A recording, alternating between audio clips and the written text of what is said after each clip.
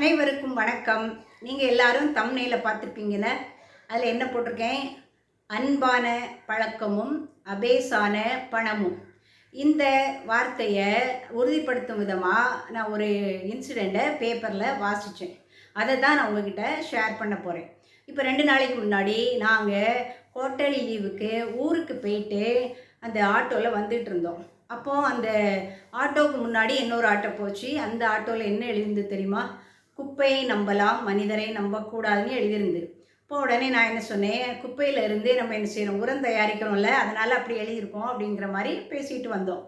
அதுக்கப்புறமா இங்கே வந்து இந்த 2 நாள் கழித்து நான் சண்டே வந்தாச்சு.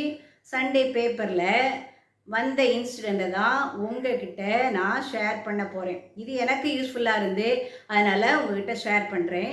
ஒரு லேடி, ஹஸ்பண்ட் இல்லை, அவங்களுக்கு 2 பிள்ளைங்க வெளியூரில் இருந்து வெள்ளூரில் தங்குறதுக்காக வந்திருக்காங்க.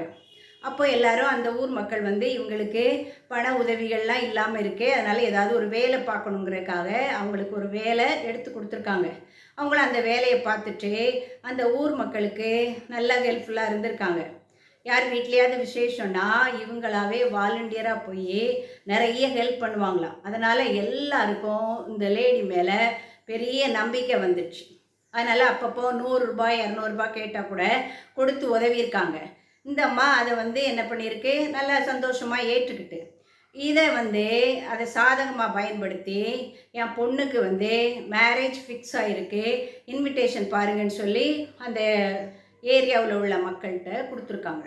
அவங்களும் வாங்கிட்டு சரி எப்படி பண்ணுறீங்க அது பண்ணின்னு கேட்கும்போது பணத்துக்கு தான் தட்டுப்பாடாக இருக்குது, என்ன செய்யணும்னு தெரியலன்னொடனே எல்லா மக்களும் அவங்களால முடிஞ்சதை கொடுத்து உதவியிருக்காங்க. 1000 2000 5000. இதே மாதிரி குழுவில் வேணாலும் நீ பணம் எடுத்துக்கோன்னு சொல்லி அவங்கள்ட்ட சொல்லி எடுக்க வச்சுருக்காங்க. இதெல்லாம் வாங்கிட்டு திருமணம் நடைபெறுவதற்கு ஒரு 5 நாளைக்கு முன்னாடி அந்த அம்மா அந்த ஊரை விட்டு எஸ்கேப் ஆகிட்டாங்க.